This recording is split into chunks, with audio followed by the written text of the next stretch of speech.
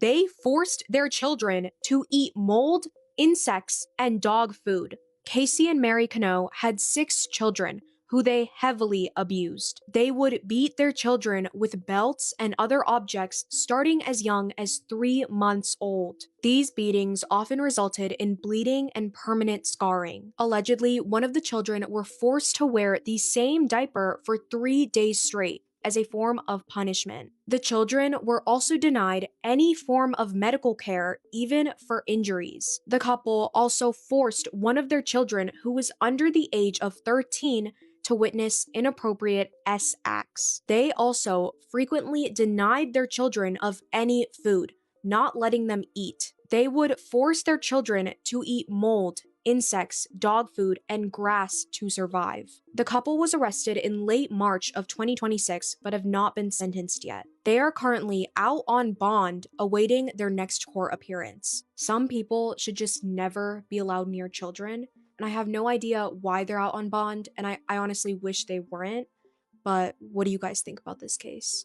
He made an ad online looking for someone to eat, and somehow someone actually responded. Armin Meiwes was born in Germany in 1961. He had a very isolated childhood after his father left, and then he developed some strange fantasies. Not normal imaginary friends, but fantasies about people being consumed. As he got older, those thoughts never really went away, and it started to become something he wanted to act on. By the late 1990s and 2000s, Armin was living alone and working as a computer technician. But secretly, he was spending time on the internet on forums that were found on the dark web. On one of those forums, people openly discussed cannibalism and even shared their recipes. And in 2001, Armin posted an ad. He was looking for a man between a certain age who would agree to be unalived and then eaten. And unbelievably, someone responded. The man who responded was Bernd Brandes, and he was a successful engineer from Berlin and willingly agreed to everything. The two agreed to meet at Armin's house, and they talked, drank coffee together, watched TV like it was a normal visit. What happened next was filmed and lasted for hours. At one point, Armin attempted to cook a part of Bernd's body, but he burned it, so he gave it to his dog. Bernd remained conscious for the part of the time before eventually passing. After that, Armin hung the body, dismembered it, and put parts of it into the freezer. Over the next several months, Armin consumed parts of the body. Then he tried to do it again. He posted another ad online looking for a second victim, but this time, this person went to the police. When investigators searched his home, they found everything, including the video recordings. What makes this case even more disturbing is Armin's defense. He claimed that it was completely consensual and the victim agreed to everything. And this led to a huge legal debate. If someone agrees to it, is it still a crime? At first, Armin was sentenced to 8.5 years in prison, but after public outrage, he was retried and given life in prison. Former First Lady Dr. Jill Biden's ex-husband, Bill Stevenson, has been charged with the murder of his wife, Linda. Now, don't make this political. It doesn't matter what side you are on, but it is crazy that the ex-husband of a former First Lady has now been charged with murder. On December 28th, Linda Stevenson was found unresponsive in her home in Oak Hill, Delaware, after police responded to a reported domestic dispute. Despite life-saving measures, she was later pronounced dead. And now her husband, Bill Stevenson, who was formerly married to Jill Biden, has been indicted on a first-degree murder charge. Stevenson was taken into custody this week without incident, and he was arraigned and is currently being held on a $500,000 bail. Bill and Linda Stevenson have been married for years, and they married after Bill and Jill Biden divorced in 1975 after being married for 5 years. But now he has been charged with his wife's murder, and while no further details about the murder have been released, it seems like they have pretty solid evidence against him. We, at this point, have no indication if he is going to plead guilty or innocent, but this is just absolutely wild, and I needed to share this with you guys. They made fanfiction stalker art of the boy they were planning on killing. So Lois was apparently really well known on Tumblr. She was known for her art like this piece. Or this one, which is a bit strange considering they were planning on slitting a boy's throat. Or this one. She was known as Fox Fever on Tumblr. But she also drew art for her friend Isabel of the boy that they were planning on stalking and killing, including this piece where this clearly appears to be Isabel, and this is the boy who they were planning on killing. Isabel had even allegedly written this about the boy that they were stalking. He smiles like Dylan, looks like Adam, is absolute perfection. He is the perfect example of what can be made. He looks like a doll, I adore him. I'm in the worst parasocial relationship with him, and Fox has been drawing me art of us. I've been following him around and whatnot. The more I learn about these two, the more I'm like, where were your parents? Where are your parents? Who allowed you guys to get to this point? You can't tell me there weren't warning signs. The next time they'll be appearing in court is next month on April 29th of 2026. She went missing from a hospital, and due to the lack of information, it feels like this case is impossible to solve. What happened to Heather Lindsay Silver? Heather Lindsay Silver was 18 years old at the time of her disappearance, and she lived in Tucson, Arizona. On September 12th, 1997, she was at St. Mary's Hospital, but it's unknown if she was a visitor or a patient at this hospital. And the most information I could find about the circumstances leading up to her disappearance was from Reddit. So we're going to take this with a grain of salt. Some person said that they saw a family member post on Facebook that she was a patient at the hospital and then discharged, and that was the last time they saw her. Another person posted that she was visiting her father at the hospital, and that was the last time she was ever seen. But we have no idea what the actual circumstances are behind her disappearance. All we know is she was at St. Mary's Hospital and she left and was never seen again. Her father was an orthopedic surgeon at the hospital, Dr. Richard A. Silver. But after retiring in 1999, he would move to Idaho where he would pass away in 2011. And this is where I could find the most information about her life was in his obituary. And all I could really find out was she had a mother and she had 3 siblings. That's it. There's no information out there on if she had a car, if she had a significant other, if she was going to school, if she was working. There's nothing. Her father was obviously a wealthy man being an orthopedic surgeon. So why is there virtually no media coverage on her disappearance? Today, Heather would be 46 years old and she remains missing. This is an age-progressed photo of what she may look like today. This case is so bizarre to me that 1, people can just vanish into thin air, and 2, that people can go missing and there can be absolutely zero information out there to help actually find them.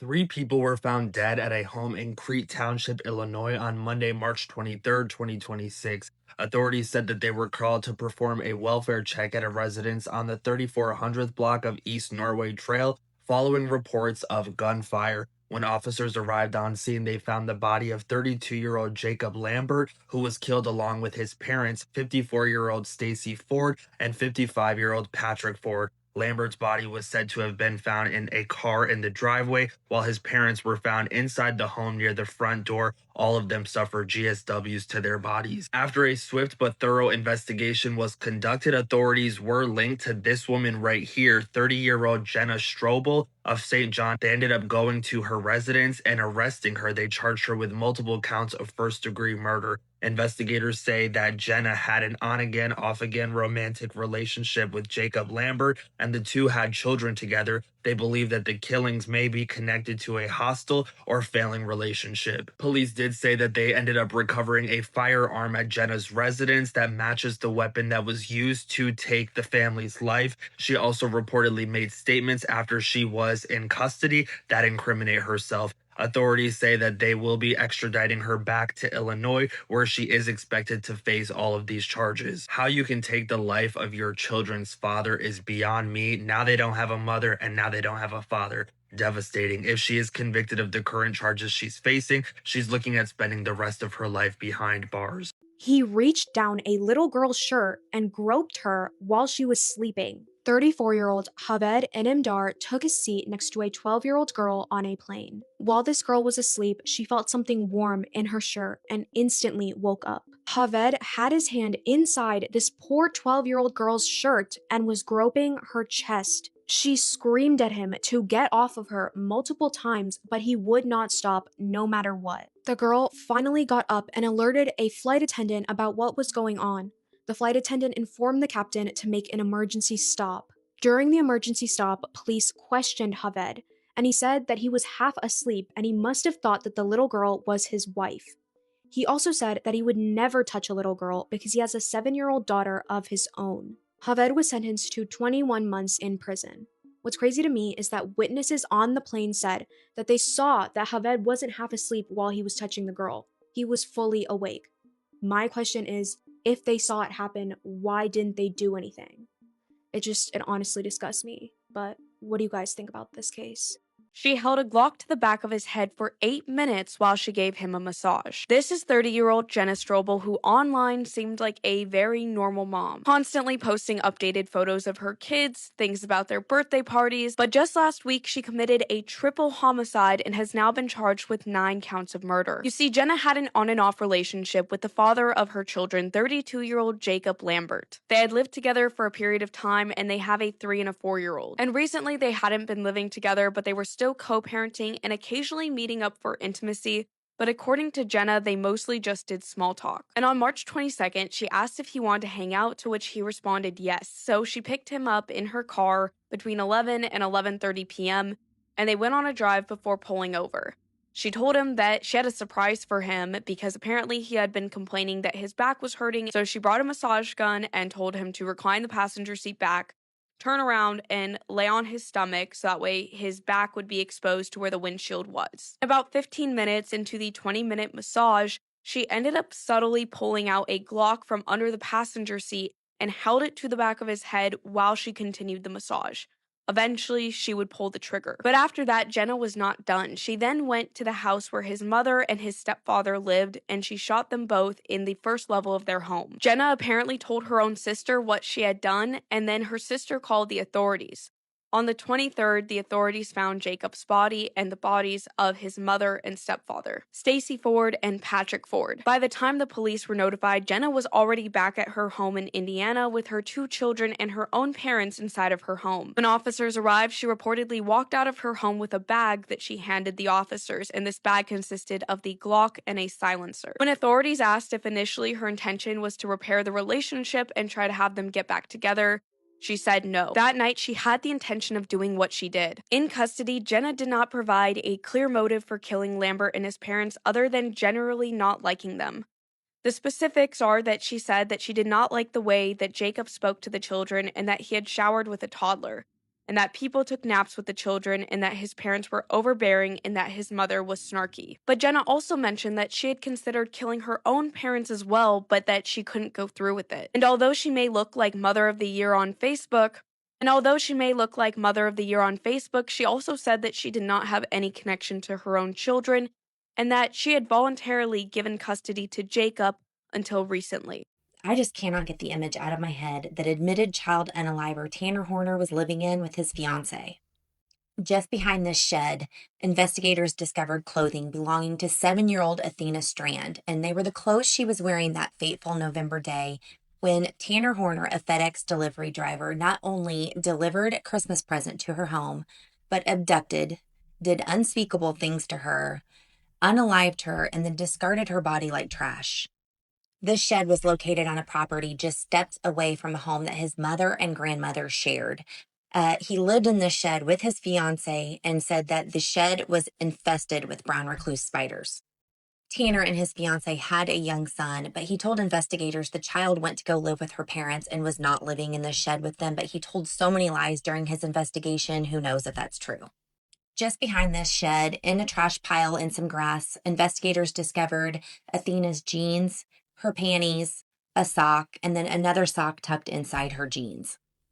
As a parent, every single aspect of this case is just so disturbing.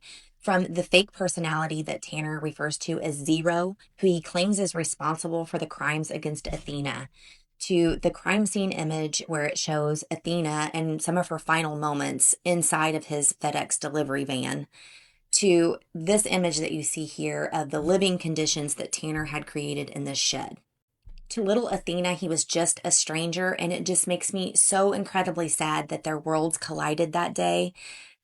This jury is still weighing whether or not he will be given the DP, or if he's going to be given life in prison without parole. So we are going to continue to follow this.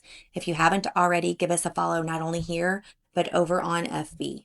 This 15-year-old boy is one of the most terrifying killer kids that I have ever heard of. If being a double murderer wasn't bad enough, he was almost a serial killer. On the 29th of March 2014, 33-year-old father of 5, James Atfield, who suffered with acute brain damage, had a couple of pints at his local pub, the River Lodge pub in Colchester. After leaving at around about 10 p.m., he made his way through Castle Park. At some point, he sat down and decided to rest his eyes for a little bit. As he was late, potentially incapacitated due to how drunk he was, he would be cruelly and barbarically attacked out of nowhere. James would be sadistically stabbed over 100 times, sustaining stab wounds to his face, head, torso, back, and he was even stabbed in one of his eyes. In vain, James tried to fight off his attacker, but he wasn't able to overpower them.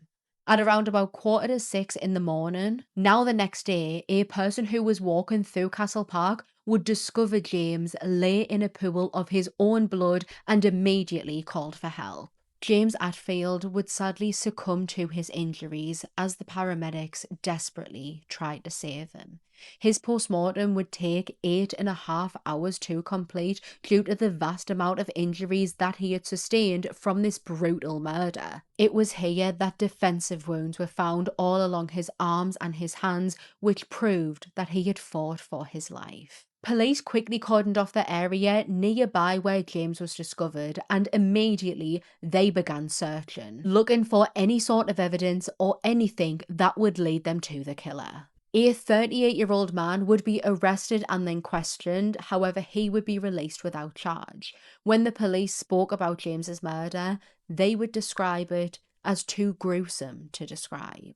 On the 17th of June, almost 3 months after the murder of James, a 31-year-old University of Essex student, Nahid Almania, was walking along the Salary Brook Trail making her way to campus, when from behind she was struck with so much force that she fell onto the floor and then viciously attacked. Nahid would be stabbed in her abdomen and both of her eyes with a 10-inch long bayonet, sustaining a total of 16 stab wounds. One of the stab wounds to her eyes actually went so far into her eye that it pierced her brain, and 2 of the stab wounds that she sustained would have been fatal alone. She would be found dead on the trail at around about 10:40 a.m. Immediately, the police sprung into action and began combing around the nearby area, hoping that they could find some evidence maybe the killer had left behind the murder weapon. They conducted fingertip searches, which is literally a line of police officers shoulder to shoulder on the ground, on their hands and knees searching, making sure that they weren't going to miss a single thing, literally not leaving a single stone unturned. 2 nearby lakes were drained, but all of these searches would prove fruitless because they found absolutely nothing. Nahid had actually only been living in the UK for around about 6 months before she was murdered. She would wear beautiful hijabs and abayas, so police theorized that maybe she had been murdered as some part of racist hate crime. It's probable that both of these murders weren't initially connected because they were so different. Both of the victims were different genders. Both of the murders happened in different times of the day. James was very late at night and Nahid was in the morning time. And there was different levels of ferocity. James had been stabbed at least 100 times and Nahid 16. Both of the murders would eventually be linked. Police started questioning people within the local area who had history of knife crime and violence. By January 2015, they had interviewed over 900 people, and throughout these entire interviews, they gleaned no new information. They were getting no closer to finding the killer, and soon the murders began to go cold. On the 27th of May 2015, so this is around about a year later, police received a phone call from a concerned dog walker. She told the dispatcher on the phone that she was walking along the Salary Brook Trail and she noticed a young man who was loitering there. This is, of course, the area where Nahid was murdered. This woman just got a very off feeling about this young boy. His vibe was completely off. He made her feel really anxious and intimidated and even nervous, and that is why she called 999. When police arrived to the Salary Brook Trail, they were quickly able to find this young boy who just so happened to be in possession of a knife and wearing gloves. This was enough for them to arrest 16-year-old James Fairweather. James had been a student at Colchester Academy where he had been a victim of severe bullying, and he was bullied because of the fact that he wore glasses and something to do with his ears. He had a very keen interest in true crime, and I know that the call's coming from inside the house, but he wasn't interested in the psychology of it, the why, wanting to remember the victims. Instead, he idolized the serial killers, his favorite one being Ted Bundy, the Yorkshire Ripper. He aspired to be just like them. Side note, but do you think that it's normal to have a favorite serial killer? James actually had a history with the police. In 2003, he was charged with criminal damage after he smashed in a window, and in 2014, he was convicted of armed robbery after he held a shopkeeper at knife point, stole £30, a cigar, and a lighter from them. So even with just those two charges there, we can see that James Fairweather is escalating, and we now know that by March of 2014, he committed his first murder. While in custody and during his questioning, James would actually go on to confess to the double murder. He stated that he had voices in his head that were telling him to do it. They told him that he needed to make sacrifices and that the voices laughed as he was committing the murders. He also confessed that when he was caught on the Salary Brook Trail, he was there scoping out another victim, looking for someone else to murder, which would have officially made him a serial killer. To the professionals who reviewed these confessions, they described James's description of hearing voices in his head as trivial. They didn't believe him. To them, it just felt like he was describing something that he had seen in a movie. At his trial at the Old Bailey in April of 2016, James tried to plead not guilty to the murders, but offered to plead guilty to manslaughter on the grounds of diminished responsibility, but that wasn't accepted by the court. He would go on to be convicted of the murders of James Atfield and Naheed Almania. Upon hearing this verdict, he turned around to his parents who were in the gallery, gave them the thumbs up and said to them, "I don't give a shit." At just 17 years old, he would be handed a sentence of life imprisonment with a minimum of 27 years to serve. He will be around about 43 when he is able to apply for parole, and if released, he has a full life ahead of him. He told his wife, I'm going hunting for humans, before killing 21 people and injuring another 19 in the McDonald's massacre, which was once the most deadly mass killing in American history. This is honestly one of the most horrific things I've ever researched, and for some reason, a majority of people have never even heard about it. James Oliver Huberty was born and raised in Ohio. His father was a very hardworking, strict man. His mother was a stay-at-home mom. He had an older sister and had a very religious upbringing. At only 3 years old, James contracted polio, and for the rest of his life, he suffered from pain and also walked with a limp. At only 7 years old, James's mother abandoned her family, and this really affected James, who would just sit and cry for hours every single day. His father moved him and his sister to a really rural, remote area in the middle of nowhere. There were no other kids around, and James had no friends. In school, James was severely bullied for his limp and his glasses, and overall, James was just a very troubled child. To help his son gain more confidence, James's father gave him a weapon and taught him how to shoot. And I just don't think it's a very smart move to put a weapon in the hands of a severely troubled child. And James became obsessed with weapons and shooting after this. In college, James met his wife, Edna. After school, James became an embalmer at a funeral home, but was fired because he made the mourners feel very uncomfortable. He then became a welder, where he actually made a lot of money. James and Edna had 2 daughters, and from the outside, they seemed like a very normal, happy family. But that was definitely not the case. James had severe anger issues and a rapidly declining mental state. James was also extremely abusive to his wife and 2 daughters,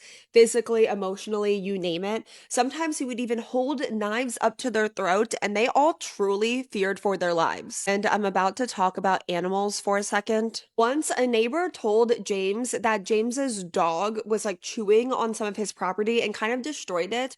So James brought out his dog and shot and killed it in front of his neighbor. People were deeply disturbed by James in the neighborhood. A few police reports were made about him, but really not that many, and nothing was ever done about anything. James became very paranoid. He thought that people were after him and that the world was going to end soon. And then after 12 years at his job, James was laid off, and this really was the beginning of the end. After losing his job, James told his wife that he was hearing voices telling him to hurt himself and others. James thought that his entire life, society, people, the world had it out for him, and he wanted revenge. James ended up telling a coworker after he was fired that if he couldn't help provide for his family, that he was going to bring an end for his own life, and he was going to take as many people's lives with him as possible. None of these statements were ever reported to the police. Family was now in a lot of debt, so in 1983, James moved his entire family to Mexico, thinking that he would have a better chance of getting a job. After 3 months, James and his family left Mexico because he did not find work, and now they relocated to San Ysidro in San Diego, California. At the time, San Ysidro was a very small, low-income community with about 13,000 residents. And only 6 months later, after James and his family moved there, this small community would be changed forever. After getting another job and losing it within 2 months, James's mental health was at an all-time low. He truly was fantasizing about bringing an end to his own life and taking as many people as he could with him. July 17th, 1984, James confided in his wife about all of his dark thoughts and feelings about his declining mental health, but he told her that he was going to try and get help. He called his local health center and he told the receptionist that picked up the phone that he needed to speak with the doctor immediately and that it was an emergency. He left his number with the receptionist, who told James that a doctor would be calling him back to set up an appointment within a few hours. After getting off the phone, James just sat by the phone waiting for hours and hours for a phone call back that would never come. On the phone, James was calm and polite and friendly, so despite telling the receptionist that it was an emergency, the receptionist listed James's call as a non-crisis. And the health center's policy was that non-crisis calls were not an emergency and they would get a call back within 48 hours. The very next day, on July 18th, James took his family to the zoo, and I think this was like a goodbye. At the zoo, James seemed really off, and he ended up complaining to his wife at the zoo about how the health center never called him back, and he actually said, well, society had their chance. After getting home from the zoo, James went up to his wife and he said he wanted to kiss her goodbye. When she asked her husband where he was going, he told her, I'm going hunting.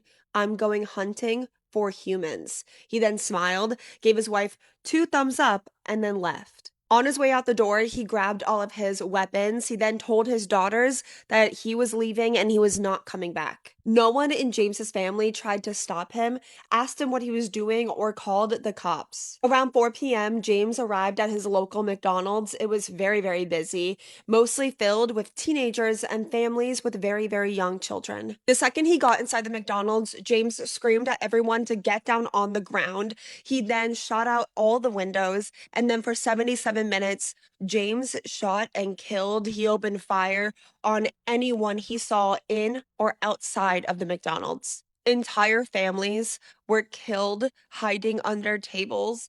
Mothers were killed as they used their own bodies to shield their children. Amongst the victims was an 18-year-old pregnant mother who was shot 48 times while trying to use her body to shield her child and also her niece. She was pregnant, so her unborn child died with her, but she also had an 8-month-old son with her. Her 8-month-old cried as his mother was shot 48 times. James yelled at the baby to shut up, and then he shot and killed the baby. There were 3 11-year-old boys that were just riding their bikes across the street from the McDonald's, and they were also all shot. There was a young couple and their 4-month-old daughter that were all shot. For 77 minutes, this 41-year-old man, who was a husband and a father, inflicted pure horror without stopping, without remorse, and he primarily targeted young kids, and we have no idea why. When police first arrived at the scene, they didn't really know what was going on. Within minutes, they sent out a call asking them to send SWAT. A few seconds after that, they made another call asking them to send everybody. And then 77 long minutes after this absolutely horrific massacre began, a 27-year-old SWAT sniper shot and killed 41-year-old James from 35 yards away. 22 people died, 19 were severely injured. I'm going to name each of the victims in today's tragedy. 8-month-old Carlos Reyes, 9-year-old Claudia Perez, 11-year-old Mateo Herrera, 11-year-old David Delgado, 11-year-old Omar Hernandez, 18-year-old Michelle Carncross, 18-year-old Margarita Padilla, 18-year-old Jackie Reyes and her unborn child, 19-year-old Elsa Barboa Fierro, 19-year-old Maria Elena Camero Silva, 19-year-old Jose Ruben Perez, 21-year-old Paulina Lopez, 22-year-old Neva Kane, 22-year-old Gloria Gonzalez, 25-year-old Victor Riviera, 31-year-old Blythe Herrera, 31-year-old Aristelzi Vargas, 45-year-old Hugo Vasquez, 69-year-old Ida Victoria, and her husband, 74-year-old Miguel Victoria. I'm also going to put on the screen now the names of all the injured. This is truly one of the most horrifying tragedies I've ever looked into, and I'm truly surprised that more people don't know about it. I'm so interested. Have you ever heard of this case before? Let me know all your thoughts and opinions in the comments, but while you're there, please remember to always be respectful and remember the victims in this case. And while you're in the comments, please let me know what case you want to see me cover next. Thank you to everyone that was tagging me, asking me to cover this case today, and I will see you guys all next time in my next video. Please be a good person to your fellow person. Tuck your knees up. That's what Shirley heard her skydiving instructor screaming right into her ear as they plummeted toward the earth, both of them fully aware that the next second would be their last. Shirley Dygart was a first-time skydiver, a grandmother who never in a million years imagined herself standing 13,000 feet up in the sky about to jump out of a plane. This wasn't even her idea. It had all started when her son, celebrating his 30th birthday, begged her to join him for the jump, painting it as this ultimate mother-son bonding experience. So she figured, hell, YOLO, let's be adventurous for once. And without overthinking it too much, she told her son, you know what? Why not? Let's do it. Setting a motion of chain of events that would eventually change everything. And this is how they ended up at Skydive Houston in Waller County, Texas on a sweltering August afternoon in 2009. Standing together in a parking lot surrounded by her husband, her excited son, and her 3 grandkids, Shirley awkwardly adjusted her nylon harness over her clothes while trying to convince herself that this was going to be fun, despite the knot of fear growing in her stomach. Her instructor was a man named David Hartstock, and honestly, David was the perfect person to calm her down because this guy had over 800 jumps under his belt, 5 solid years in the sport, and every certification you could possibly earn as a skydiving instructor. He had done this so many times that strapping up a nervous first-timer and walking them through the initial jump was basically second nature to him by this point. He already completed 6 jumps that morning alone, so he honestly felt ready to just call it a day and go home. But when someone at the drop zone asked if he could just take one more student before he left, David said, okay, yeah, sure, one more jump, that's easy. And unknowingly, that jump turned out to be Shirley. Standing out in the runway before the flight even took off, David could immediately tell that Shirley was really nervous, beyond belief. But I mean, can you guys even blame her? She was as stiff as a board, her smile was a little too forced, and her eyes kept drifting up toward the plane with this haunted look like she was seriously reconsidering every single decision that led up to this moment. So David leaned in with that easy, reassuring grin on his face, and he said, look, don't worry, you're strapped to me, and I'm not about to let anything happen to myself. It was one of those corny little lines that he used on every nervous student who crossed his path. It was honestly like clockwork, and it worked every single time. Shirley busted out laughing, her shoulders finally dropped as the fear loosened his grip, and together they climbed into the small, loud Twin Otter aircraft waiting on the runway, ready to take the sky. At 13,000 feet, the door of the plane plane slid open and the wind came rushing in, and she watched anxiously as her son shuffled toward the edge of the aircraft, and right before he jumped into the void, she screamed out, "Have a good jump!" And then her son disappeared into the rushing wind, tumbling out the door. One by one, the other jumpers followed, vanishing into the blue, and suddenly it was her and David left in the plane. David checked the harness one last time, pulling on each strap to make sure that everything was secure and tapping his ripcord out of the pure muscle memory of hundreds of jumps. And then he signaled to Shirley that the moment had arrived. They waddled awkwardly to the open door together, the wind howling around them, Shirley's feet right at the very edge, and she practically gasped when she looked down and saw the entire state of Texas laid out below her like a map. David gave her a quick squeeze of reassurance and said, "You ready?"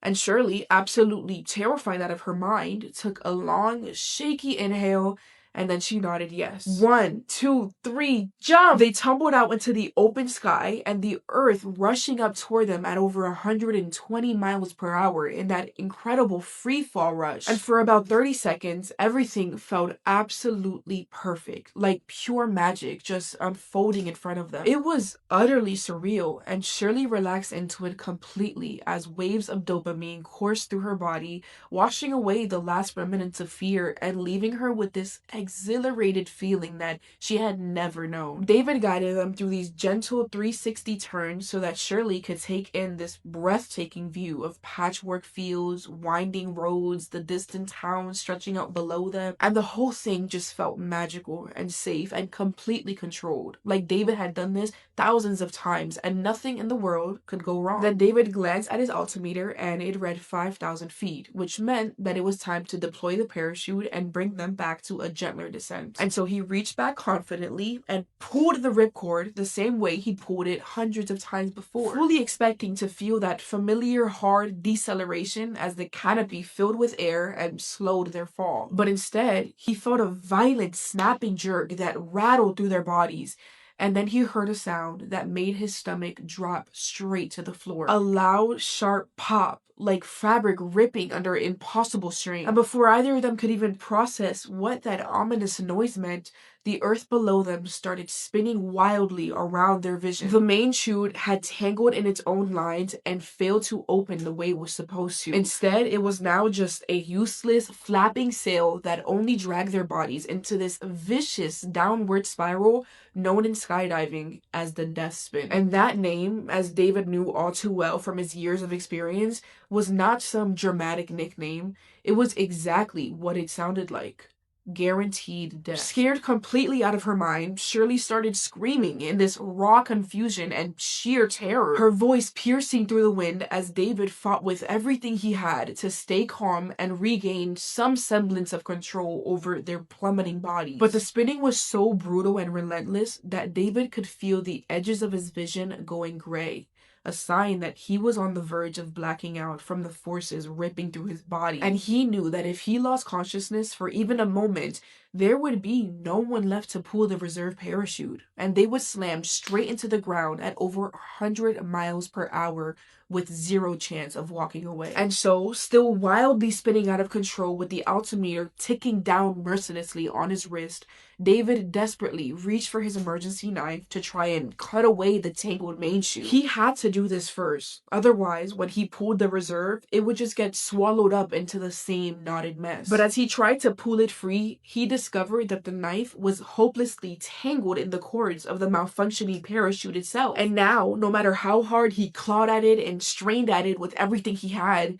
he simply could not get it loose. And in that moment, he remembered that mounted right in front of Shirley was a second emergency knife for this kind of situation. So he stretched his arms forward to try to grab it, but they were spinning so violently and so unpredictably that he couldn't reach for that one either. The force of the spin actively worked against every single move he tried to make, while the altimeter was just ticking down and down, 4,000 feet, 3,000 feet, and the ground kept rushing up to meet them. So running completely out of options and time, David grabbed the reserve ripcord with a white-knuckled grip and yanked it hard. It was risky. He knew it was risky, but he was praying to God that the backup parachute wouldn't get tangled with the main one that was already an absolute knotted disaster above them. And for a brief, beautiful moment, it actually seemed like it was going to work because they had stopped spinning and they slowed down just enough to feel like maybe, just maybe, they were actually gonna survive this thing. But then the worst thing that could have happened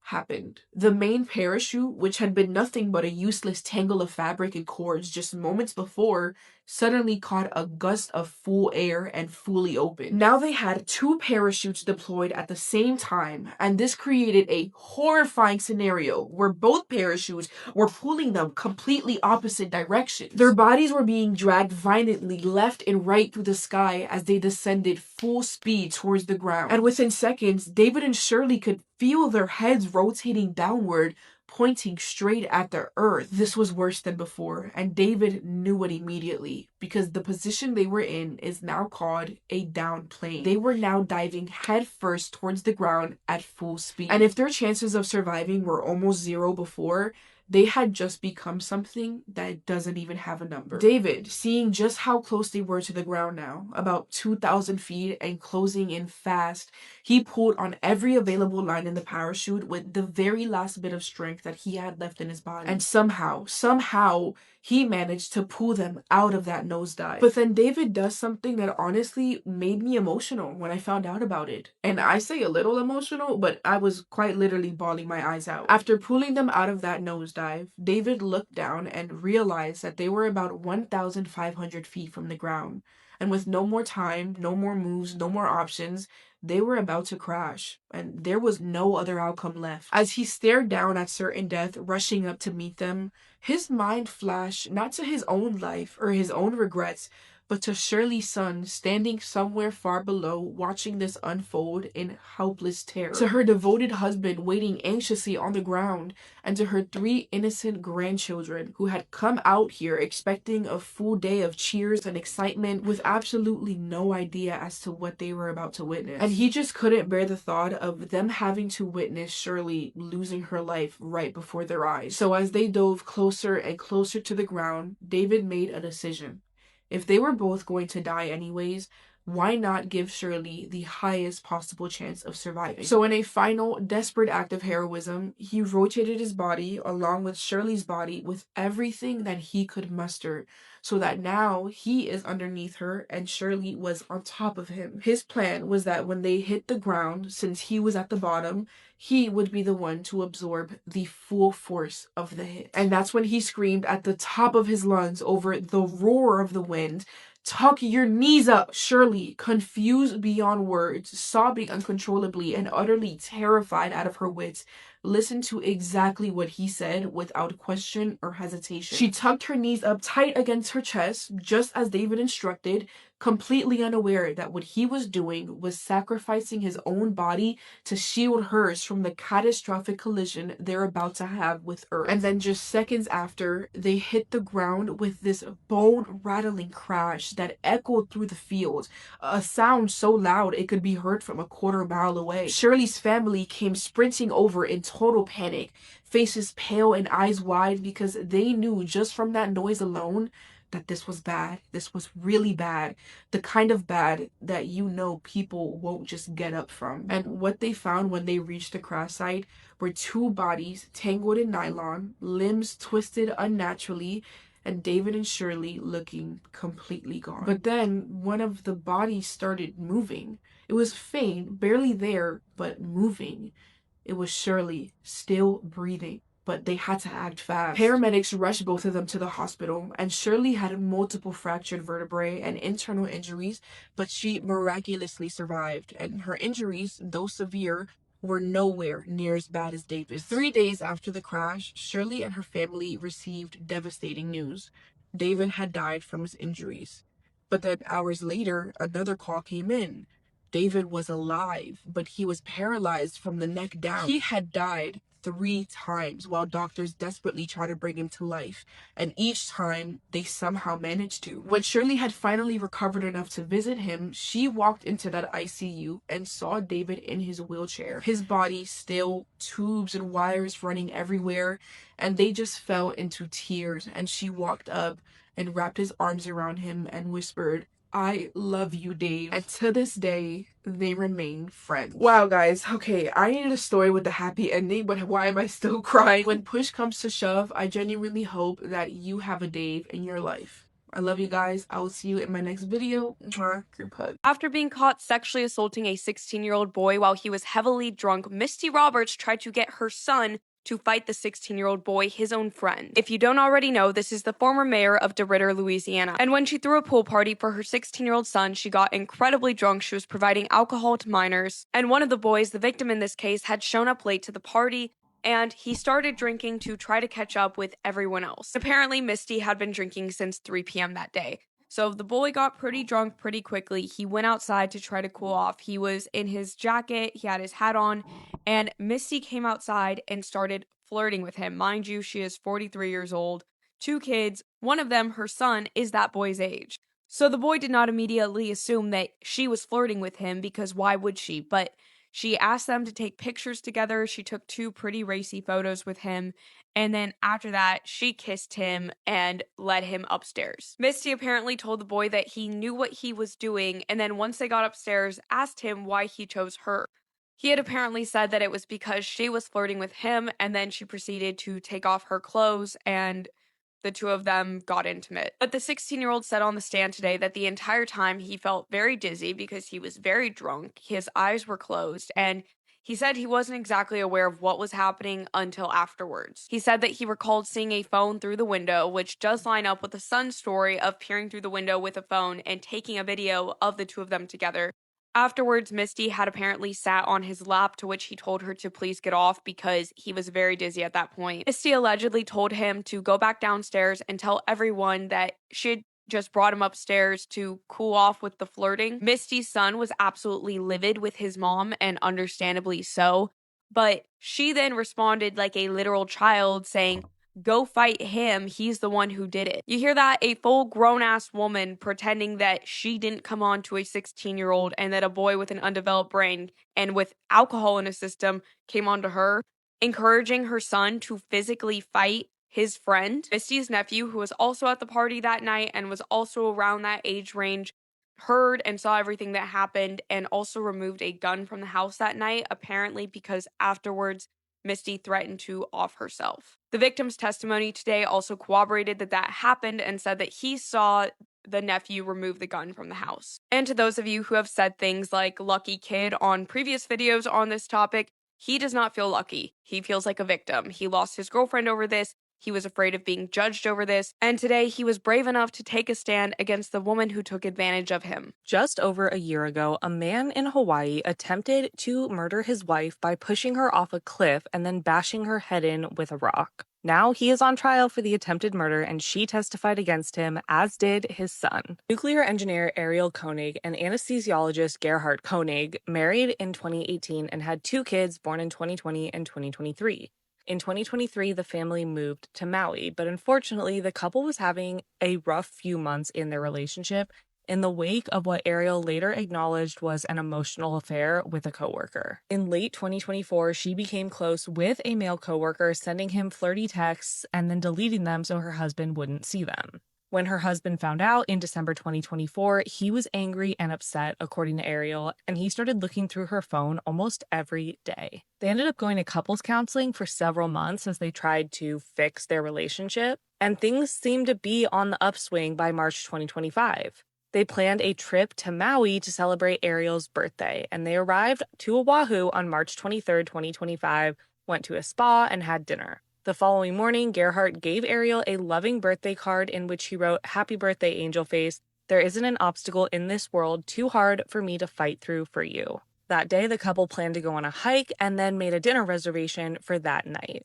But as they were hiking Oahu's Polipuka Trail on March 24th, everything changed. Ariel and Gerhardt drove to the trail and began the steep 1-mile hike at about 10 a.m., taking photos along the way and sending them to family on Snapchat. According to Ariel's testimony, after about a quarter mile, she became uncomfortable with the steepness of the hike and refused to go on. Gerhardt went ahead for a bit, and then when he returned, he expressed surprise that she was still there. He then encouraged her to take a selfie near the edge of the cliff. She testified, quote, "When I walked up to him, he grabbed me really forcefully by my upper arms and said, 'I'm so effing sick of this shit. Get back over there.' She said he starts pushing me back towards the cliff. She said she wrestled with him to try to get away, throwing herself to the ground and holding onto trees and shrubs so he couldn't push her off the edge. He eventually got on top of her and had a syringe in his hand, telling her to hold still. She said she was able to hit the syringe out of his hand, and then he dug into his backpack with his left hand and held her down with his right arm while holding a vial of some liquid. She fought back, screaming for help. She testified, quote, "He's saying, 'Shut the F up. Nobody is going to hear you out here. Nobody is coming to save you.' She said, 'I'm saying you can't do this. Everyone knows we're on a hike. They'll know this wasn't an accident and our kids will be orphans. You'll go to jail and I'll be dead. You have to stop.'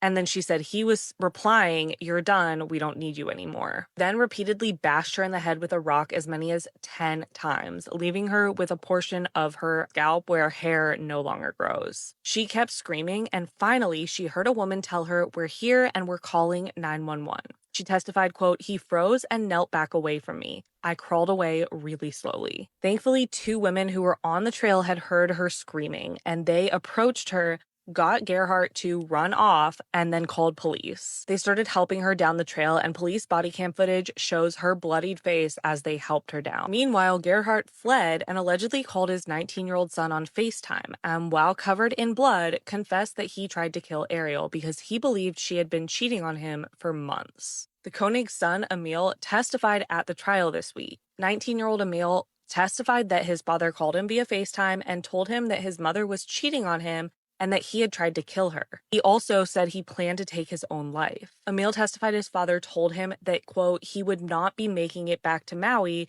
and to take good care of the younger kids. And Emil said that his father said he planned to jump off a cliff.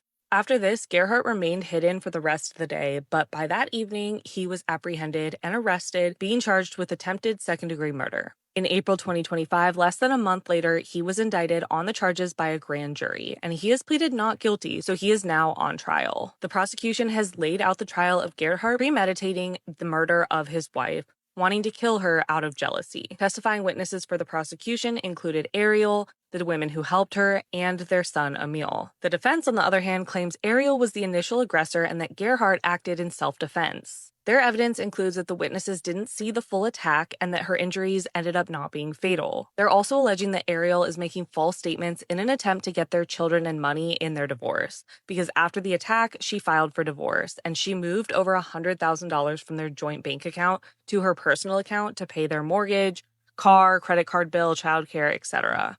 And the children are currently in her custody. So the defense is maintaining that he is innocent and was only defending himself. Gerhardt Koenig's trial remains ongoing, and it will be interesting to see what the jury has to say once the decision goes to them.